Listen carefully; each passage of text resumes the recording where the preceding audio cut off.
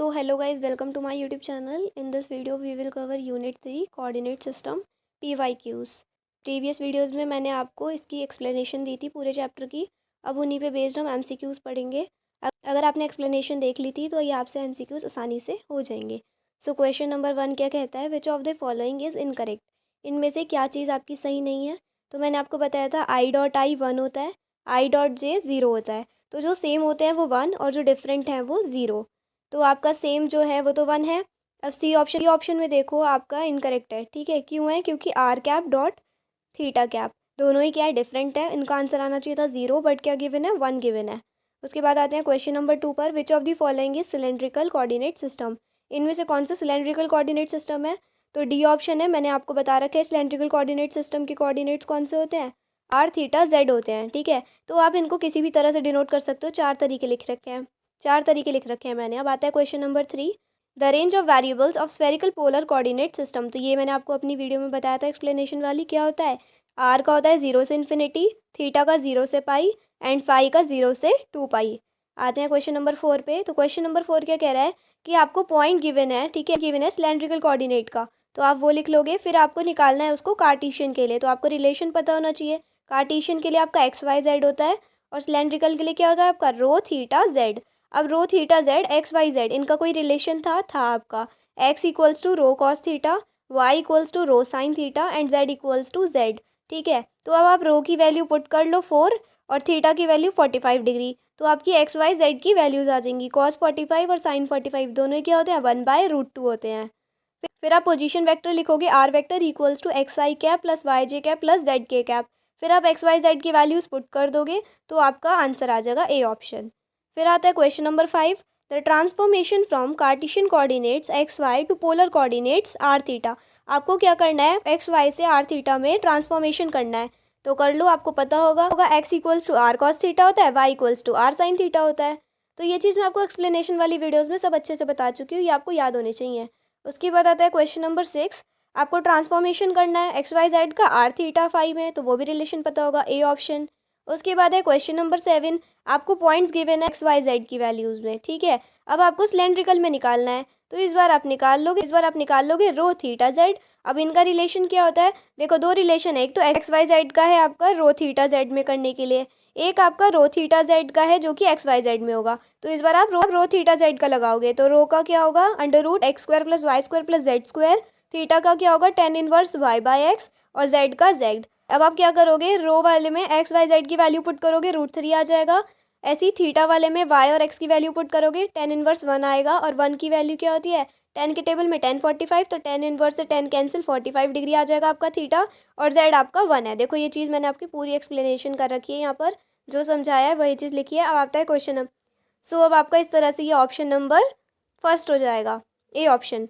तो अब आते हैं question number 8, a particle moves along a line. अगर एक पार्टिकल लाइन के अलोंग मूव कर रहा है with a non linear speed के साथ। अब चाहे आपको y equals to 6x 5x nx कुछ भी दे रखा हो, तो जो क्वांटिटी होगी आपकी dr कैप बाई dt वो क्या होगी, 0 होगी all the time. dr cap by dt आपका 0 होगा ऑल द टाइम। फिर आते हैं क्वेश्चन नंबर 9 पे, a particle moves along a circle. इस बार पार्टिकल मूव कर रहा है अलोंग अ सर्कल, तो यहाँ पर D theta cap upon dt की वैल्यू होगी must be in the direction towards the origin. फिर आते हैं क्वेश्चन नंबर 10 पर। अब आपको z एक्सिस बताई हुई है जो कि वर्टिकल है, तो सबसे पहले आप स्फेरिकल के लिए क्या बना लोगे, पहले XYZ बनाओगे। तो x आपका हॉरिजॉन्टल होगा, z आपका वर्टिकली है तो वर्टिकली बनाओगे और बचेगा y। ठीक है, अब आपका जो गिवन है आर थीटा, अब जो आपका गिवन है R cap theta cap phi cap. अब क्या करोगे, पहला वाला x होता है, दूसरा y और तीसरा z। तो आर कैप क्या होगा, x एक्सिस में होगा जो कि हॉरिजॉन्टल है, तो इसलिए आप क्या लिखोगे, R cap is always horizontal, तो इसलिए ए ऑप्शन हो जाएगा करेक्ट। फिर आता है question number 11, which of the following is incorrect for spherical polar coordinates. कौन सा आपका इनकरेक्ट होगा स्फेरिकल पोलर कोऑर्डिनेट्स के लिए, तो बी ऑप्शन, क्योंकि आपको मैंने बताया था थीटा क्या क्या होता है, 0 to पाई होता है, 0 से π/2 वाला आपका गलत होगा। फिर आते हैं question number 12, spherical polar coordinate system R theta phi represent. R theta phi किसको रिप्रेजेंट करते हैं, आर आपका रेडियल डिस्टेंस होता है, थीटा आपका जेनिथ एंगल होता है और फाई आपका एजीमुथल एंगल होता है। इसकी मैंने ऑप्शन नहीं लिखे, डायरेक्ट आंसर लिख दिया है। अब इनमें से आपका क्या करेक्ट है, तो इनमें से आपका करेक्ट है कि एरिया आपका वेक्टर है, वॉल्यूम आपका स्केलर है। फिर आते हैं क्वेश्चन नंबर 14 पे। सो क्वेश्चन नंबर 14 है, if coordinates represented by R theta phi. आपके स्पेरिकल सिस्टम में आर थीटा फाई से डिनोट करते हैं हम कोऑर्डिनेट्स को, तो आपकी वैल्यू क्या होगी ग्रेड आर की वैल्यू होगी आपकी आर कैप। क्वेश्चन को मैंने आपको प्रीवियस वीडियो में बताया हुआ है यूनिट 2 में, सो देख लीजिएगा। अगर आपको आता है तो बहुत अच्छी बात है, नहीं आता है तो एक बार विजिट कर लीजिएगा। उसके बाद आते हैं क्वेश्चन नंबर 15 पे। The differential volume element in spherical coordinate system is given by, तो क्या होगा बी ऑप्शन। कैसे होगा, देखो अब डिफरेंशियल वॉल्यूम एलिमेंट बोला है, तो डिफरेंशियल वॉल्यूम एलिमेंट स्फेरिकल के लिए बोला है। स्फेरिकल के लिए मैंने आपको वैल्यूज़ बताई थी, क्या होती है, H1 की वैल्यू 1 होती है, H2 की वैल्यू R होती है और H3 की R साइन थीटा। तो क्या बनेगा 1 इंटू आर साइन थीटा, तो आर स्क्वायर साइन थीटा। अब D R D theta D phi तीनों चीज़ आएंगी, क्यों आएंगी, क्योंकि आपका क्या है वॉल्यूम है, वॉल्यूम में आप 3 एलिमेंट्स लेते हो, ठीक है। सबसे मेन समझने का ये है वॉल्यूम में आपको 3 चीज़ लेनी है और 3 चीज़ एक ही ऑप्शन में गिवन है, D R D theta D phi. उसके बाद आ जाते हैं क्वेश्चन नंबर 16 पे। The value of del operator in cylindrical coordinate system, तो बी ऑप्शन हो जाएगा आपका। और ए ऑप्शन किसका है, अगर आपसे पूछता स्फेरिकल के लिए तो आप ए ऑप्शन चूज़ करते। अब आते हैं क्वेश्चन नंबर 17 पे।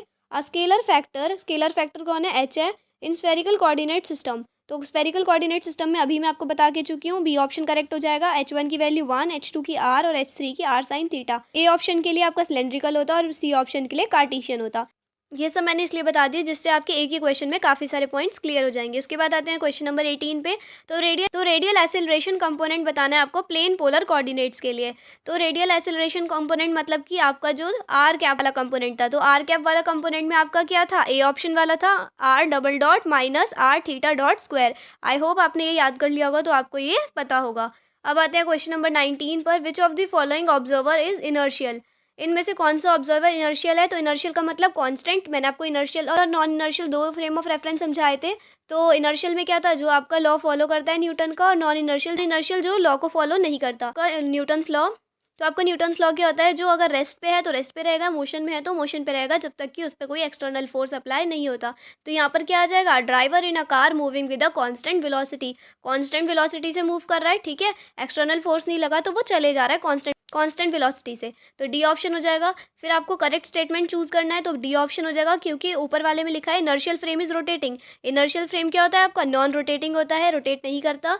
और इनर्शियल फ्रेम एक्सेलरेटेड लिखा है, वो भी गलत हो। न्यूटन्स लॉ होल्ड करते हैं दोनों ही फ्रेम्स, ये भी गलत होगा, क्योंकि इनर्शियल करता है नॉन इनर्शियल नहीं करता। तो बचा कौन सा, D option. A frame of reference moving at a constant velocity with respect to an inertial frame is also an inertial frame.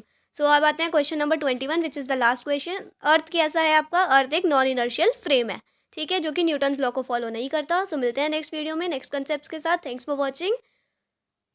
अगर पसंद आए तो लाइक शेयर एंड सब्सक्राइब कर दीजिएगा। Bye guys.